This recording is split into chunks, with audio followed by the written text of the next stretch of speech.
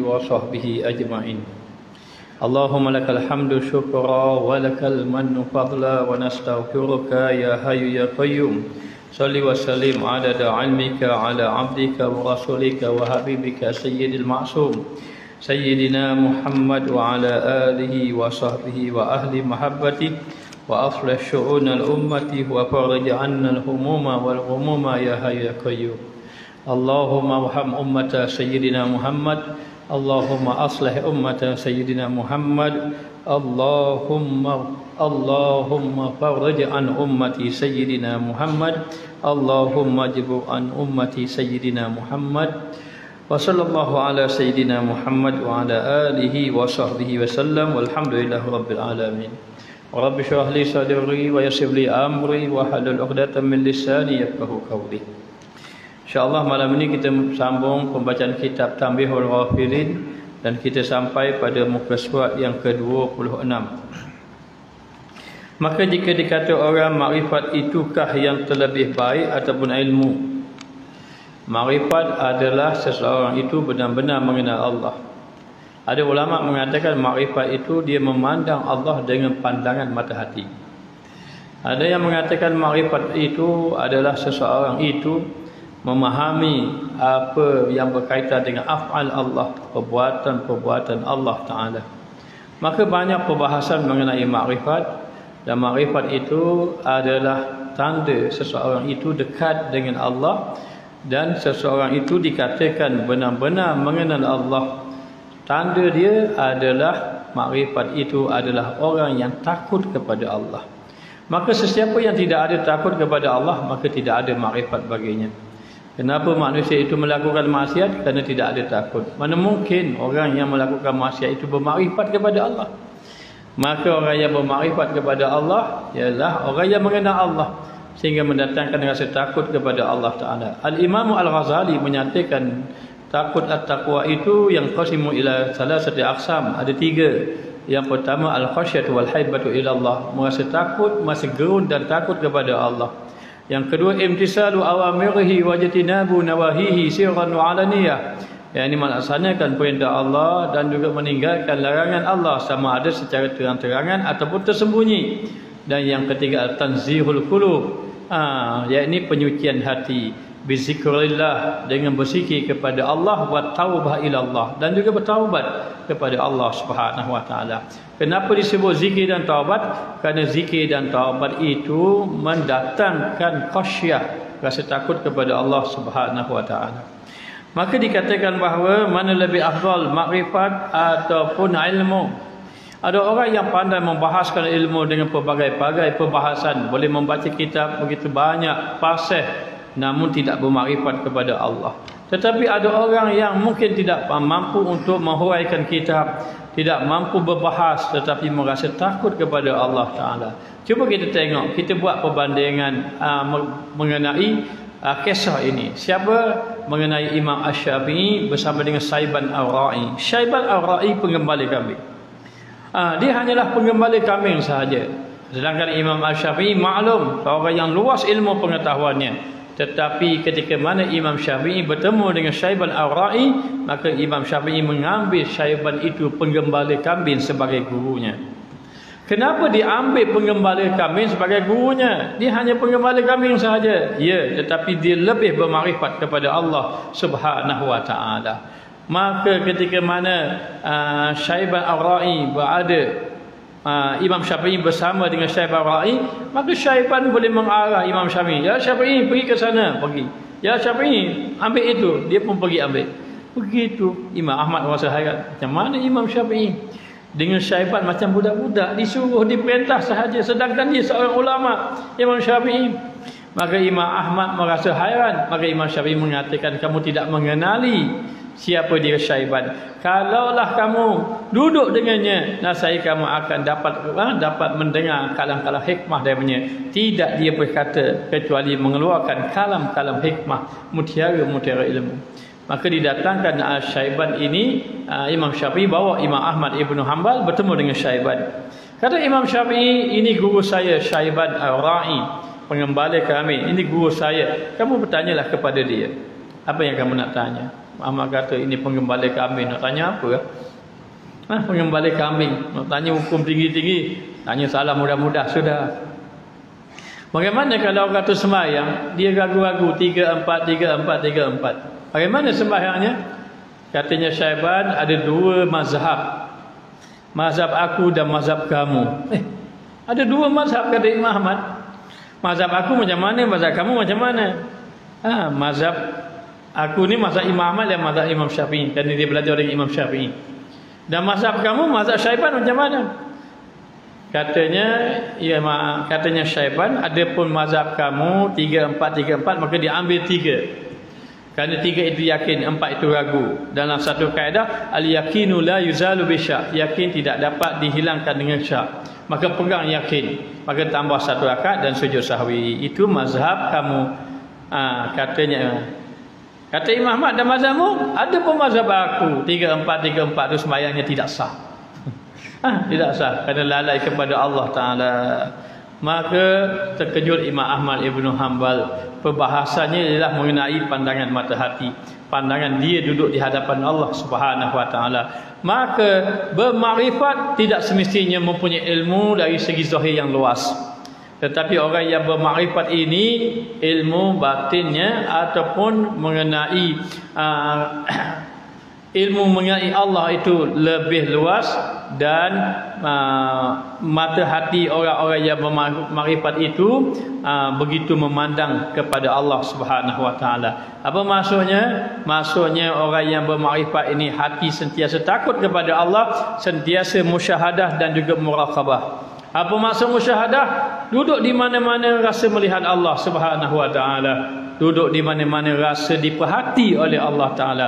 Anta'budallaha ka'annaka tarahu fa illam takun tarahu fa innahu yaraka. Kamu beribadat seolah-olah kamu melihat Allah, dan kalau tidak, kamu ini tidak melihat Allah, kamu merasakan kamu diperhati oleh Allah Subhanahu Wa Ta'ala. Ini orang yang antara sifat yang ada makrifat. Mana lebih utama, makrifat ataupun ilmu?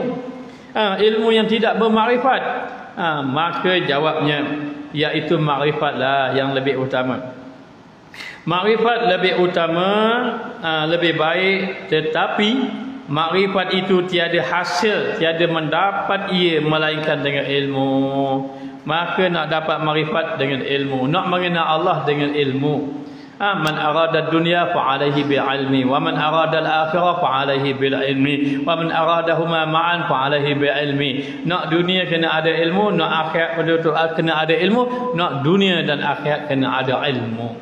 Maka nak mencapai makrifat betul-betul mengenal Allah Ta'ala mesti berdasarkan kepada ilmu. Maka ilmu itu penting, makrifat lagi penting. Tapi tidak akan mencapai makrifat kecuali melalui ilmu. Maka bagaimana nak mencapai makrifat? Kena belajar ilmu.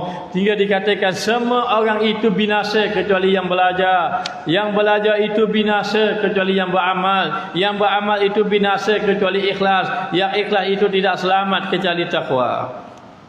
Kecuali bertakwa kepada Allah Subhanahu Wa Ta'ala. Maka mana lebih utama? Yang lebih utama itu adalah makrifat. Namun tidak akan mencapai makrifat itu kecuali dalam keadaan ilmu. Maka dalam perbahasan kitab ini, makrifat itu bermakna takwa kepada Allah.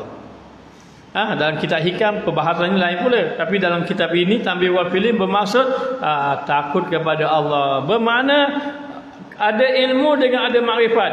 Orang yang ada makrifat itu lebih afdal. Orang yang ada hati rasa takut kepada Allah itu lebih afdal daripada orang yang kuat sungguh ibadat tetapi tidak rasa takut kepada Allah Subhanahu Wa Ta'ala. Maka merasa takut kepada Allah itu takwa, itu amalan yang besar. Amalan yang besar, sehingga orang yang sentiasa takut itu dikira orang yang sentiasa beribadah kepada Allah. Nabi SAW bersabda, ittaqullaha haitsuma kunta wa atbi'is sayyi'ata hasanata tamhuha wa khaliqin nas bi khuluqin hasanin. Maka berada ittaqullah, bertakwalah kamu kepada Allah di mana saja kamu berada. Di mana saja kamu berada bertakwa. Apa maknanya? Di mana saja kamu berada kamu ingat kepada Allah. Di mana saja kamu berada kamu akan melakukan kebaikan dan meninggalkan kemaksiatan. Dan di mana saja kamu berada, hati kamu ingat dan kamu dalam keadaan tidak lalai kepada Allah Ta'ala. Namun manusia ada kala dia lalai, ada kala dia ingat. Maka ittaqullaha haitsuma kunta wa atbi'i sayyi'ata hasanata tamhuha. Kalaulah kamu jatuh kepada maksiat, wa atbi'i sayyi'ata hasanah, maka ikutilah kejahatan tadi dengan kebaikan. Apa kata ulama? Kata kalau di tempat itu kamu buat maksiat, maka di tempat itu juga kamu buat taat kepada Allah Subhanahu wa taala. Maka kata Syekh Abdul Qadir Al-Jilani, dia kata kalau kamu duduk di tempat itu, kamu ini mencela orang. Sebagai contoh, kamu mencela orang, maka kamu duduk di tempat itu, kamu berzikir kepada Allah, supaya tempat itu nanti dekat negeri akhirat terpadam untuk menjadi saksi di atas kejahatan kita. Maka demikianlah. Dan dikatakan hasanah itu, wa atbi'i sayyi'ata hasanah, kamu ikutilah kejahatan tadi dengan kebaikan. Kebaikannya macam mana? Tamhuha, kebaikan yang menghapuskan kejahatan. Jadi kalaulah kita menyatakan buruk pada orang itu, kita bercakap yang mendatangkan dosa setengah jam, kalau boleh nak berzikir sejam atau 2-3 jam. Kenapa? Nak tamhuha, nak menghapuskan di atas kesalahan yang telah kita lakukan itu. Maka dikatakan di sini bahawa mana lebih afdal? Yang lebih afdal itu makrifat, kerana makrifat yang dimasukkan itu adalah takut kepada Allah Ta'ala. Dan firman Allah Ta'ala, innama yakhshallaha min ibadihil ulama, kerana sesungguhnya hamba Allah yang takut kepada Allah itu ulama. Barisnya innama yakhshallaha, kalau you baca innama yakhshallahu, bermakna Allah takut. Allah takut ulama. Kalau dibacanya bertukar baris, innama yakhshallaha, sesungguhnya hanya saja yang takut akan Allah daripada hambanya adalah ulama. Daripada segala hambanya adalah ulama. Maka berdasarkan ulama ini, orang bahas ulama apa ini, maka katanya ulama tauhid, ada kata tidak ulama fiqh, ada kata tak ulama tasawuf. Maka ada menyatakan kebanyakan memegang innama yakhshallah min ibadihi ini ada ulama tasawuf. Kebanyakan mengatakan demikian, kerana bab takut-takut ini dari segi bab ilmu tasawuf. Namun demikian, dan bagaimana dengan fiqh, bagaimana dengan tauhid? Ulama dahulu, semua ulama memahami ilmu tauhid. Kalau tak faham ilmu tauhid, nak jadi ulama macam mana? Maka dikatakan ulama ini, itu ilmu tauhid tidak dibahaskan. Itu kerana ilmu yang paling asas, awal-awal lagi, awaluddi ma'rifatullah. Dan kemudian dikatakan bahawa setiap ulama tasawuf itu ahli fiqh, dan tidak semestinya ulama fiqh itu ahli tasawuf. Maka tak kiralah yang dimaksudkan ulama macam mana, yakni ulama yang memahami tauhid, fiqh, tasawuf, yang beramal dengan ketiga-tiga ilmu. Ulama yang beramal dengan ilmu, ulama yang takut kepada Allah Subhanahu wa taala. Apa kata Sayyidina Ali karamallahu wajhah? Sayyidina Ali menceritakan, dia kata ada satu orang daripada Bani Israel. Beliau ini seorang ulama Bani Israel ini, dia telah menghimpunkan kitab sebanyak 80 peti kitab. Besar peti, satu peti tak tahulah. Bukan kata himpun jadi perpustakaan saja, hiasan tak. Dia telah membaca kitab sampai 80 peti kitab. Lalu dikatakan bahawa ilmu ulama itu tidak memberi manfaat. Lalu dikatakan kepadanya, didatangkan suara kepadanya, seandainya kamu mempunyai kitab 2 kali ganda, 160 peti kitab pula, ilmu tetap tidak memberi manfaat kecuali 3. Nak menjadikan orang itu, ilmu itu memberi manfaat, antaranya 3 cara. Yang pertama apabila ilmu itu diamalkannya. Maka hendaklah seseorang itu mengamalkan akan ilmunya. Bagaimana nak beramal dengan ilmu? Banyak ilmu-ilmu ini, sehingga kata ulama, aku ini tidak takut bila Allah bertanya apa yang kamu tahu, apa yang kamu tidak tahu. Tapi yang paling aku takut, apa yang adakah kamu beramal dengan apa yang kamu tahu. Soalan yang bertanya apakah yang kamu amal dengan apa yang kamu tahu, itu lebih bahaya daripada pertanyaan apakah yang kamu tidak tahu tentang ilmu. Lalu dikatakan yang pertama, apabila ilmu itu diamalkan. Apabila ilmu itu diamalkan, maka jadilah ilmu itu selamat. Yang pertama, bagaimana nak beramal dengan ilmu? Banyak ilmu-ilmu yang kita nak amal, kadang-kadang kita tak mampu beramal. Maka saya rasa tertarik dengan satu hadis. Ada dalam kitab Qaidah Tasawuf, Syekh Abdul Qadir Isa mendatangkan hadis ini. Datang satu orang sahabat Nabi SAW, lalu ia menyatakan, ya Rasulullah, syariat Islam itu begitu banyak, tak mampu nak amalkannya. Bagilah saya satu amalan untuk saya boleh beramal, beramal dengan syariat Islam. Maknanya, bagilah satu amalan, dengan amalan ini mudah saya nak beramal dengan syariat Islam. Apakah amalannya itu? Nabi SAW menjawab, waliyakun lisanaka rutban bizikrillah. Hendaklah kamu jadikan lidah kamu ini basah berzikir kepada Allah. Maka untuk nak beramal dengan ilmu, katanya para ulama, antara beramal dengan ilmu itu adalah taubah. Memperbanyakkan taubat. Yang pertama, memperbanyakkan berzikir kepada Allah. Yang kedua, yang ketiga, menjaga segala kewajipan dan meninggalkan larangan. Dan yang keempat, bergaul dengan orang dengan akhlak yang baik. Maka ulama, kata Sayyidina Ali, ulama itu tidak manfaat ilmunya kecuali tiga. Yang pertama, beramal dengan ilmu. Beramal dengan ilmu. Dan yang kedua, tidak bersahabat dengan syaitan. Tidak bersahabat dengan syaitan. Apa maksud tidak bersahabat dengan syaitan? Tidak mengikut perilaku syaitan. Apa perilaku syaitan? Yakni suka bermusuh-musuhan.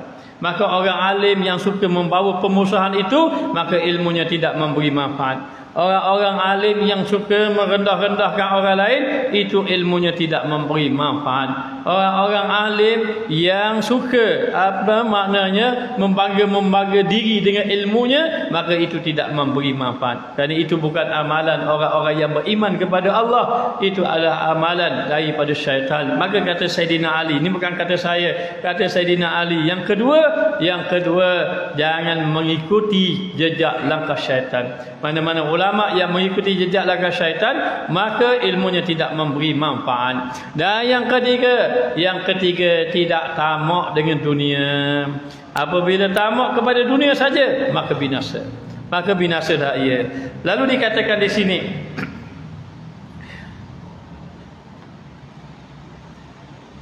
yakni hanya senya yang takut akan Allah Ta'ala daripada segala hambanya yang ulama, iaitu ulama. Dan yang tiada takut akan Allah Ta'ala seorang jua pun, melainkan segala arif billah. Orang yang takut kepada Allah adalah orang yang kenal dengan Allah. Arif billah, tiada dituntut mereka itu, yakni tiada dicari. Orang arif billah ini tiada dicari mereka itu di dalamnya, melainkan berbuat ibadah kepada Allah. Maka yang dicarinya ibadah kepada Allah, dia tidak mencari selain padanya. Maka yang pertama, tidak mencari dunia. Yang kedua, tidak mencari kemasyhuran. Dunia ini maksudnya harta kekayaan. Tidak mencari pangkat. Dan dia tidak mencari kebanggaan. Katanya Imam Al-Ghazali di dalam kitab Bidayatul Hidayah, sesiapa yang belajar ilmu itu untuk berbangga-bangga kepada ulama, supaya orang menggelarkan dia ulama. Dia niat dah, nanti aku balik belajar, nanti orang akan kata aku ulama. Maka dia belajar ilmu ini tidak memberi manfaat. Dan siapa yang belajar ilmu untuk wujuhun nas alaihi, supaya manusia memandang kepada dia, oh nanti orang akan pandang aku, orang akan muliakan aku, maknanya, maka niat macam itu belajar ilmu tidak memberi manfaat. Dan sesiapa yang belajar ilmu untuk mendapat kedudukan, pangkat, aku kena belajar tinggi-tinggi, bila aku belajar tinggi-tinggi baru aku boleh pegang jawatan ni, pangkat ni.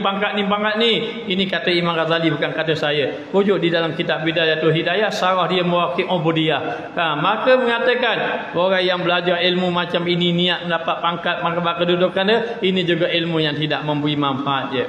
Dan siapa yang belajar ilmu untuk berdebat dengan orang yang lebih bodoh daripada dia, orang yang lebih tu, aku belajar ilmu nanti orang tak berani berdebat dengan aku. Aku belajar ilmu, kalau orang satu dia, maka aku akan bahas dengan dia. Aku akan, orang tengah kata aku akan pakoh dia. Maknanya berdebat dengan dia. Maka orang yang belajar ilmu ini tidak memberi manfaat macam ini.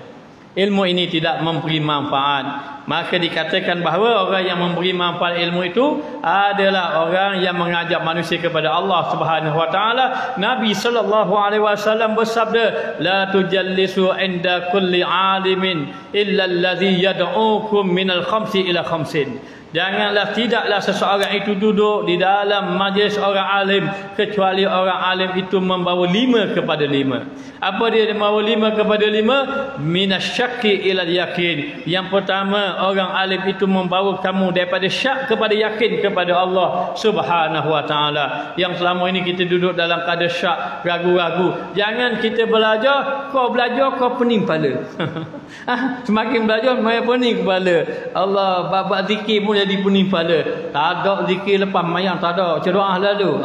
Pening. Dah kita dah baca doa daripada dulu lagi. Bila hari kematian kita buat tahlil. Mana ada tahlil Nabi tak buat, pening pula masyarakat. Benda yakin dah jadi syak balik. Maka yang pertama kata Rasulullah, minal yakin, minasyaki ila yakin, daripada syak kepada yakin, wa minat takabbur ila tawadhu, daripada bersifat sombong kepada sifat tawadhu, merendah diri. Merendah diri. Maka orang yang semakin ada ilmu semakin rendah diri, semakin tidak ada, semakin merasa tidak ada ilmu. Maka diajar oleh Imam Al-Ghazali di dalam kitab Ihya Ulumuddin, di dalam kitab Minhajul Abidin, dikatakan oleh Al-Qasimi di dalam kitab Mau'izatul Mukminin, menyatakan bahawa hendaklah seseorang itu memandang orang lain lebih baik daripada dirinya. Orang lain lebih baik daripada dirinya. Maka yang kedua, wa minat takabburi ila tawadhu'i, wa minal adawati ila nasihati. Yang ketiga, daripada suka bermusuh-musuhan kepada berbaik-baik. Orang alim tugasnya begitu. Jangan suruh orang bermusuhan. Jangan orang duduk dalam majlis orang alim, kalau itu dia duduk dalam majlis, keluar jadi aku tak berahi orang ni, aku benci orang ni, aku benci golongan ni, aku benci puak ni, aku benci. Itu bukan orang alim. Ini kata siapa? Ini kata Rasulullah sallallahu alaihi wasallam di dalam hadis. Bahkan boleh rujuk di dalam kitab Tanbihul Ghafilin dan kitab Arab. Sarah kepada Tanbihul Ghafilin pun ada menyatakan ini. Maka dikatakan bahawa yang ketiga, daripada minal adawati ila nasihati, daripada pemusuhan, orang-orang pemusuh kepada berbaik-baik. Ini baru ya. Wa minasyirki ila ikhlas, daripada melakukan ibadat dalam keadaan syirik kepada ikhlas dalam melakukan amal. Wa minal rabbati ila zuhdi, daripada gemar kepada dunia membawa kepada zuhud kepada dunia. Ini 5 yang disebut oleh hadis Nabi sallallahu alaihi wasallam. Maka fahamilah hadis Nabi ini. Dia kata kalau kamu duduk dengan orang alim membawa 5 perkara ini. Apa yang dia bawa? Daripada ragu kepada yakin, daripada sombong kepada tawadhu, daripada pemusuhan kepada berbaik-baik di antara satu sama lain, daripada ibadat tidak ikhlas, syirik kepada ikhlas, daripada gemar kepada dunia membawa kepada zuhud kepada dunia. Ini kata Nabi sallallahu alaihi wasallam. Dikatakan bahawa seseorang itu yang betul-betul mengenal Allah, maka disibukkan dia dengan melakukan ibadah kepada Allah Taala. Dan ketahui olehmu, wahai yang soleh, tengok pengarang kitab kita, wahai orang yang soleh, dia mendoakan kita semoga kita semua menjadi orang yang soleh. Sebab itu kitab-kitab dahulu, kalau Imam Ghazali, dia akan doa orang yang membaca kitab, orang yang mendengar kitab. Maka wahai orang yang soleh, yakni moga-moga kamu semua menjadi orang yang soleh. Bahwasanya takut itu tiada dapat melainkan dengan fikir. Kamu tidak akan rasa takut kepada Allah kecuali kamu akan membiar melalui fikir. Dan tiada dapat hasil melainkan dengan makrifat kepada Allah, benar-benar mengenal Allah. Fikir mendatangkan takut. Fikir macam mana nak mendatangkan takut? Ada ulama kata ada 4 ataupun 5. Yang pertama, fikir tentang apa? Fikir tentang mengenai dosa-dosa yang telah kita lakukan. Dosa-dosa yang telah kita lakukan. Maka dia suruh renung dosa-dosa kita. Maka bila kita renung dosa kita, Allah banyaknya dosa-dosa. Banyak dosa-dosa. Ni nak bagi saya mengambil daripada ulama Indonesia. Ada satu ulama dia kata apa? Dia kata kalau orang itu ada satu dosa, dosa ni ibarat kata tak ada harapan nak dapat ampun. Ingat ada dosa yang taubat pun Allah tak terima. Bukan Allah tak terima tu sebab taubat. Kan Allah Ta'ala Maha Pengampun. Ya, Allah Ta'ala terima belaka kalau orang ikhlas. Dan kata tak terima, yang tak terima sebenarnya bukan kerana sifat Allah tidak menerima taubat. Allah tidak terima taubat sebab dosa mu berkait dengan orang. Kalau tidak berkait dengan orang, Allah terima taubat. Tapi oleh berkait dengan orang, tak terima taubat. Dan kita nak minta ampun pun rasa gelak rambut dah. Tak boleh nak minta ampun dah. Tunggu masa mati je kena azab. Seperti apa?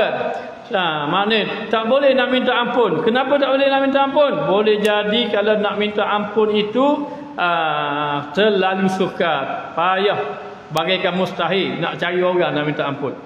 Sebab apa? Sebab tak tahu orang pergi ke mana, ataupun orang terlalu ramai terlibat dalam dosa itu. Dosa itu seperti apa? Dosa fitnah. Kita fitnah orang, contoh aja waliyazubillah. Kita fitnah orang. Orang dah percaya.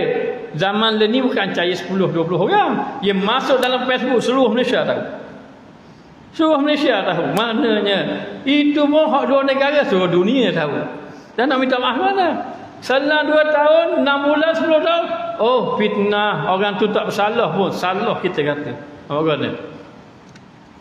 Saya bertaubat dah. Ini kata ulama, taubat dia tak diterima. Bukan sifat Allah tak terima taubat. Allah tu tawab. Tawab ni sangat terima taubat. Tapi tidak terima tu sebab ada kait dengan makhluk. Maknanya ataupun dia tak ramah sangat, tetapi boleh jadi orang yang kita buat salah pergi mati je. Minta maaf macam mana? Dia dah mati dah. Ataupun dia masih ada, tapi kalau kita kabur, kau mudarat lebih besar lagi. Contoh ni contoh saja. Contoh saja. Contoh saja. Seorang tu berzina dengan isteri orang, contoh saja. Kabur ke suaminya, nak mati kabur. Contohnya. Jadi nak macam mana? Tak ada harapan. Maka ada satu amalan, insya-Allah, moga-moga Allah Taala ampunkan. Bukan kata orang saja, kita pun mungkin ada, mana tahu kita salah cakap tu. Ada satu amalan. Amalan ni berat sikit tu. Bab sabar dengan dosa ni yang berat ni. Apa amalan dia? Amalan dia adalah membaca surah Al-Ikhlas sebanyak 100,000. Sebanyak 100,000, tulislah 1,000. Esok 1,000 lagi, lusa 500, 400,000 setengah. Tulis sampai kira-kira cukup 100,000. Selepas cukup 100,000, kita berkata, ya Allah, ya Tuanku, aku menebus diriku daripada segala dosa. Aku menebus diriku daripada segala dosa. Segala dosa dengan barakah suratul Al-Ikhlas, maka terimalah akan dia. Mohon pada Allah. Mohon pada Allah Ta'ala. Maka kata dalam hadis ini dihuraikan oleh ulama, dekat negeri akhirat Allah Ta'ala kata, orang ini pendosa, siapa-siapa yang ada dosa dengan dia, aku yang membelanya, Allah yang menebusnya. Maka kata kiai itu, amalan yang dia buat tidak hilang. Amalannya buat tidak hilang. Kenapa? Kerana dosa yang melibatkan pada orang lain, tak kira ramai macam mana pun, Allah kata, aku yang akan menjadi pembela dia. Tembusannya balik pada aku. Ibarat kata orang ni ada hutang, tak mampu nak bayar, maka kita pun kata, tak apalah, mana-mana yang ada hutang, mari jumpa saya, biar saya bayar. Begitu gambarannya. Maka katanya Allah akan minta orang itu maafkan dia, atau Allah ganti beri pahala kepada dia supaya dia selamat. Moga-moga amalan ini memberi keselamatan kepada kita dan rasanya wajib kalau kita buat. Makna tak kira lah, maknanya kita kena buat, manalah tahu ada kesalahan dengan orang lain. Baik, kita tengok di sini. Lalu dikatakan bahawa tidaklah seorang itu nak mendatangkan rasa takut kecuali tafakur, fikir. Yang pertama fikir tentang dosa-dosa dia. Yang kedua fikir tentang amal ibadat yang dia lalai dahulu. Dulu aku zaman muda dulu, ni pun muda lagi.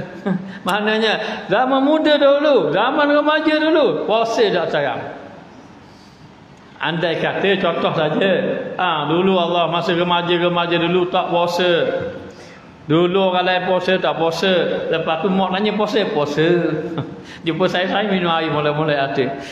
Maka fikir tentang dosa-dosa, fikir tentang kewajipan-kewajipan, tinggal sembahyang, tinggal puasa, dan tinggal lagi perkara-perkara yang wajib dan seumpamanya. Maka yang kedua, fikir tentang kewajipan kita. Yang ketiga fikir tentang akhir kehidupan kita. Kerana kehidupan kita akhir ini kita tak tahu, hanya Allah Ta'ala saja yang mengetahui. Nabi SAW bersabda, inna ahadakum ya'malu bi'amali ahli nar hatta yakuna bainahu wa bainahu ila zira' apa yasbiqu alaihi kita fa ya'malu bi'amali ahli jannah fa yadkhuluha. Orang yang beramal dengan amalan ahli neraka sehingga hampir dia dengan neraka hanya satu hasta saja, namun telah dicatatkan di lauh mahfuz di akhir-akhir kehidupan dia yang dikatakan ahli neraka di akhir kehidupan beramal dengan amalan ahli syurga, masuk di dalam syurga. Alhamdulillah. Tapi yang kita takutnya apa? Inna ahadakum ya'malu bi amali ahli jannah hatta yakuna bainahu wa bainaha illa zira fa yasbiqu alaihi kita fa ya'malu bi amali ahli nar fa yadkhuluha. Maka akan ada sesungguhnya ada seorang yang mana mereka itu beramal dengan amalan ahli syurga sehingga antara dia dengan syurga hanya sehasta saja, namun di akhir-akhir kematian dia beramal dengan amalan ahli neraka, masuk dalam neraka. Wal iyazubillah. Jadi kena fikir katanya. Apa kata ulama? Kata ulama, sesiapa yang tidak memikirkan tentang akhir kematian dia, sama ada dia mendapat husnul khatimah ataupun su'ul khatimah, kalau dia tidak fikir mengenai ini, su'ul khatimah lebih hampir bagi dirinya. Wal iyazubillah. Bagaimana nak selamat daripada su'ul khatimah? Kata ulama, nak selamat daripada su'ul khatimah dengan memperbanyakkan la ilaha illallah. Berdasarkan hadis Nabi SAW, la ilaha illallah hisni wa man dakhala fi hisni amina min azabi.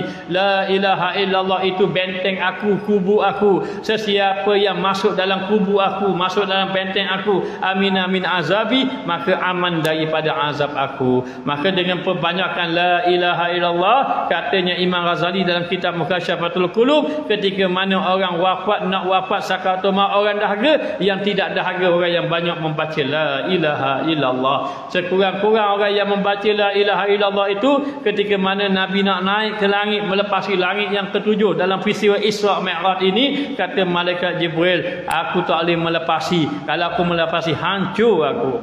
Hancur melepas, tak boleh melepas. Kenapa? Kerana ada hijab. Maka antara Allah dengan hambanya, hijab itu, kalaulah satu lapisan hijab itu, bunyi dia itu kalau dibuka, kata Imam Ghazali, kalau dibuka hijab, maka bunyinya macam air yang bergelegak, yang menggerunkan, akan hancur apa yang ada di bumi ini.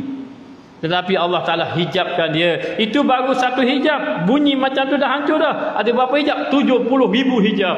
Maka 70,000 hijab khas untuk umat Muhammad saja, dengan melalui dizikirkan 70,000 la ilaha illallah. Ini amalan yang kedua. Sesiapa yang nak menebus dirinya daripada azab api neraka ataupun nak membeli syurga, masuk membeli syurga ni, masuk mendapat rahmat Allah, ialah sekurang-kurangnya berzikir untuk diri sendiri 70,000 la ilaha illallah. Maka yang ketiga memikirkan tentang apa? Memikirkan tentang, yakni tentang kematian, akhir kematian. Dan yang keempat memikirkan tentang azab. Inilah tafakur, moga-moga mendatangkan rasa takut kepada Allah. Apabila rasa takut itu datang, akan terbuka pintu makrifat kepada Allah Subhanahu wa taala. Lalu dikatakan sabda Nabi SAW, likulli syai'in ma'dinu wa ma'dinu taqwa qulubul arifin, yakni bagi tiap-tiap sesuatu itu tempat, ada tempat, dan tempat takut itu hati orang yang arif billah. Setiap satu ada tempat. Allah Ta'ala letakkan takut ni, dia letak kat mana? Allah Ta'ala letakkan takut itu di hati orang-orang yang mengenal Allah. Di hati orang-orang yang mengenal Allah. Jadi akan dicampakkan rasa takwa kepada Allah. Bagi siapa? Bagi orang-orang yang mengenal Allah, orang arif billah, orang yang belajar ilmu Allah Ta'ala. Dan ketahui olehmu bahawasanya anugerah itu tiada hasil melainkan dengan takwa. Nak dapat satu-satu anugerah, tak dapat kecuali dengan takwa. Bila takwa saja, Allah beri berbagai-bagai anugerah. Siapa yang ada masalah, jawapannya Allah takwa. Besar macam mana masalah pun takwa. Kalaupun duduk bumi Malaysia ini takwa, tak ada langsung kobi-kobi. Mana gitu. Tak ada pun bertakwa kepada Allah Taala. Maknanya kenapa? Kerana Allah Taala dah sebut kan. Maknanya wa may yattaqillah yaj'al lahu makhraja. Siapa yang bertakwa kepada Allah Taala beri jalan keluar. Apa maksud jalan keluar? Segala masalah itu akan diselesaikan oleh Allah Taala apabila seorang itu bertakwa kepada Allah Taala. Wa yazukhu min haitsu la yahtasib, dan Allah Taala beri rezeki tanpa disangka-sangka. Siapa yang Allah Taala beri rezeki tanpa disangka-sangka? Orang yang bertakwa kepada Allah Subhanahu wa taala. Dan apabila penduduk dunia, penduduk bumi itu bertakwa kepada Allah, walau anna ahlal qura amanu wattaqau la fatahna alaihim barakatin minas samai wal ardh. Seandainya penduduk bumi itu beriman dan bertakwa kepada Allah, nescaya Allah Taala akan turunkan keberkatan di langit dan juga di bumi. Di langit Allah Taala turun hujan, di bumi menumbuhkan tanaman-tanaman rizqan lakum, yang menjadi rezeki kepada kita semua. Jadi jangan bimbang tentang rezeki jangan bimbang. Ada orang takut macam mana nanti rezeki semakin kurang ni, macam mana maknanya ekonomi semakin jatuh. Ekonomi jatuh tak bimbang mana, iman jatuh tu bimbang. Iman jatuh lagi bahaya daripada ekonomi jatuh. Ekonomi jatuh, tak ada piti susah dalam ke dunia ni. Iman kita jatuh, lalai kepada Allah, berhajat kepada selain daripada Allah Taala, takut kepada lain pada Allah lebih daripada takut pada Allah. Ini semua bahaya, membahayakan iman kita. Maka dikatakan bahawa setiap benda itu, setiap sesuatu itu ada tempatnya. Maka tempat takwa Allah Ta'ala letak dalam hati-hati orang yang mengenal Allah, orang yang beriman kepada Allah Ta'ala. Dan ketahui olehmu bahawasanya anugerah itu tiada hasil melainkan dengan takwa, dan tiada lepas seorang jua pun melainkan dengan ilmu, kecuali dengan ilmu. Ilmulah yang mendatangkan takwa.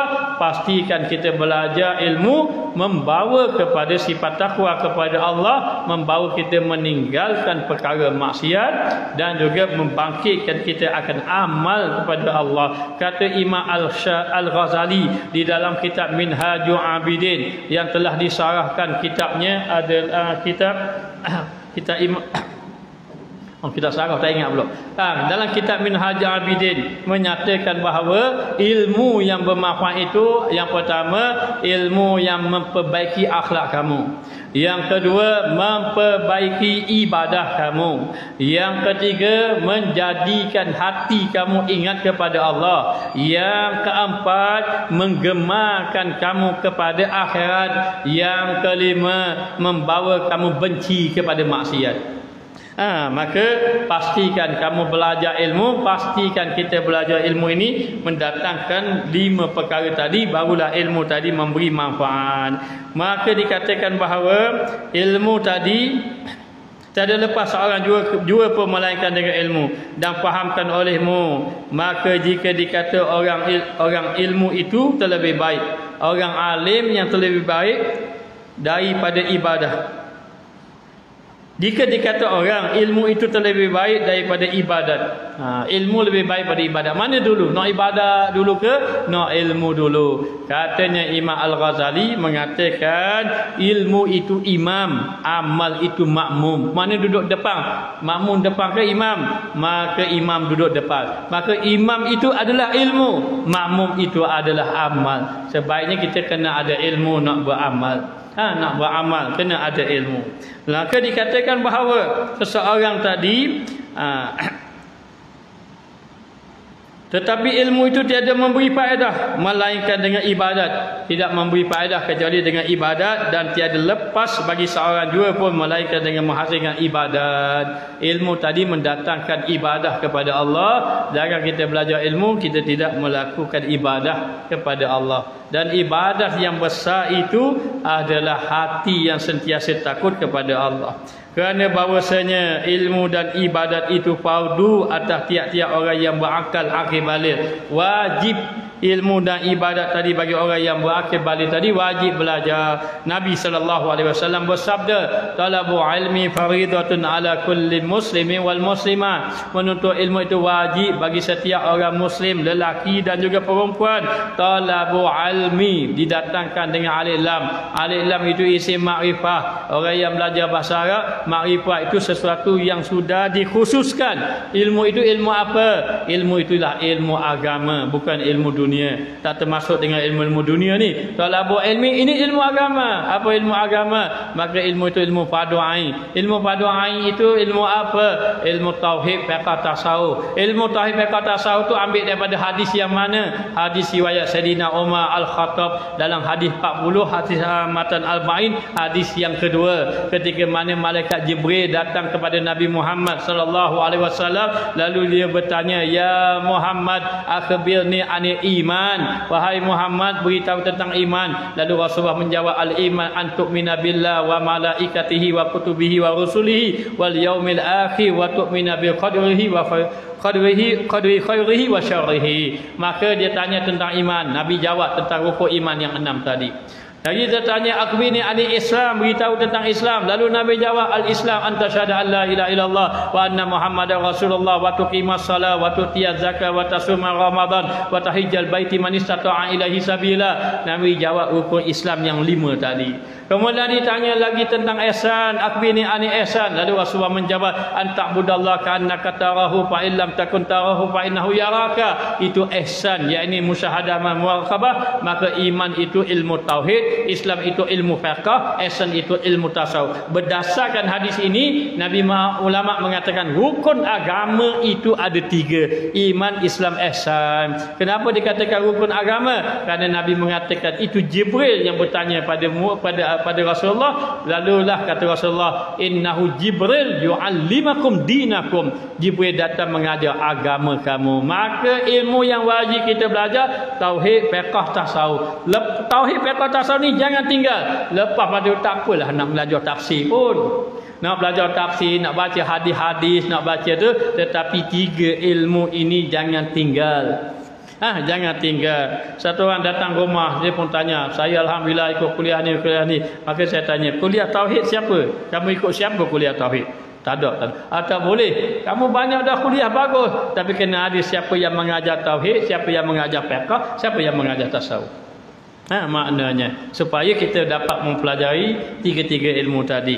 Baik, maka wajib atas muslimin dan juga muslimat, lelaki perempuan, ketahui olehmu wahai orang saleh, barang siapa meninggalkan suatu daripada fardu, meninggalkan suatu fardu daripada segala yang difardukan oleh Allah Ta'ala, maka iaitu terlebih hampir kepada kufur. Hampir macam mana? Daripada mata putih kepada mata hitam. Mata putih hitam kan hampir? Maka begitulah hampir jatuh kufur. Apa kata ulama? Kata ulama, berkatanya Syekh Abu Lais As-Samarqandi menyatakan bahawa apabila sahaja orang alim itu dia ini maknanya dia menjaga halal dan haram, maka selamatlah orang-orang awam. Tetapi apabila orang alim itu dia ini maknanya melakukan perkara syubhat, apabila orang alim melakukan perkara syubhat, maka orang awam akan melakukan perkara haram. Apabila orang alim melakukan perkara haram, maka jatuhlah orang awam itu kepada kafir. Ini siapa kata ni? Ini bukan saya kata. Sepanjang kuliah ni tak ada perkataan saya. Ini perkataan daripada ulama-ulama saja. Kata Syekh Abu Lais As-Samarqandi. Dia mengatakan, kata beliau ini, bukan kata saya. Dia mengatakan apabila orang alim itu menjaga halal dan haram, maka selamatlah orang awam. Dulu nak cari orang murtad payah. Nak cari orang murtad. Dulu ada satu orang budak perempuan namanya Natrah. Siapa ingat-ingatlah. Natrah itu diambil oleh keluarga bukan Islam. Satu Malaysia marah, takut jatuh murtad. Duduk dengan orang tidak beriman. Maknanya kenapa? Kerana jaga. Maka tak ada bunyi-bunyi murtad, tak ada. Apabila orang alim dia jaga betul halal haram, maka selamat orang awam. Tetapi apabila orang alim itu melakukan syubhat, maka orang awam akan mengambil haram. Dia mengambil syubhah. Syubhah ni boleh jadi halal. Tak pasti lagi haram tadi. Halal pun boleh jadi. Dia sudah hilang warak dah. Tapi orang awam akan jatuh kepada haram. Bila ulama, orang alim buat perkara haram, orang awam jadi kafir. Maka kata Abu Laith As-Samarqandi dalam menghuraikan kenyataan ini, apa yang jadi kafir sebab apa? Kerana bila melihat orang alim itu buat benda haram, maka orang awam kata halal. Maka orang awam kata oh halal. Bila orang awam kata halal, tanpa orang awam sedar dia menghalalkan benda yang haram, maka ulama tauhid mengatakan sesiapa yang menghalalkan benda yang haram maka jatuh kafirlah ia. Wal iyazubillah. Ini contoh jangan marah ni, angkat tangan dah yang marah. Apa dia contoh? Contoh bila orang alim ambil riba, orang awam kata halal. Orang awam kata pun halal. Itu orang alim pun ambil riba. Oh boleh, tak ada masalah. Kadang-kadang dia kata apa? Dia kata apa? Sikit-sikit tak apa halal, banyak haram. Bertuah sungguh. Maknanya apa yang berlaku? Akhirnya orang awam halal. Oh halal. Akhirnya bila kata halal, jatuh dia dalam keadaan kufur kepada Allah. Wal iyazubillah. Moga-moga Allah Taala selamatkan kita. Moga-moga Allah Taala jadikan kita orang yang saleh. Moga-moga Allah Taala ampunkan kita. Saya menyeru kepada para jemaah mengamalkan yang saya bagi tahu tadi, surah Al-Ikhlas tadi. Demi Allah kami sayang kepada para jemaah yang kita fikir nak selamat dia, bukan nak selamat seorang, nak pakat selamat belaka. Maka amalah yang tersebut. Satu lagi, la ilaha illallah sebanyak-banyaknya. Moga-moga Allah Taala ampunkan kita. Moga-moga Allah Taala jadikan kita orang yang soleh. Kita doakan agar masjid ini makmur.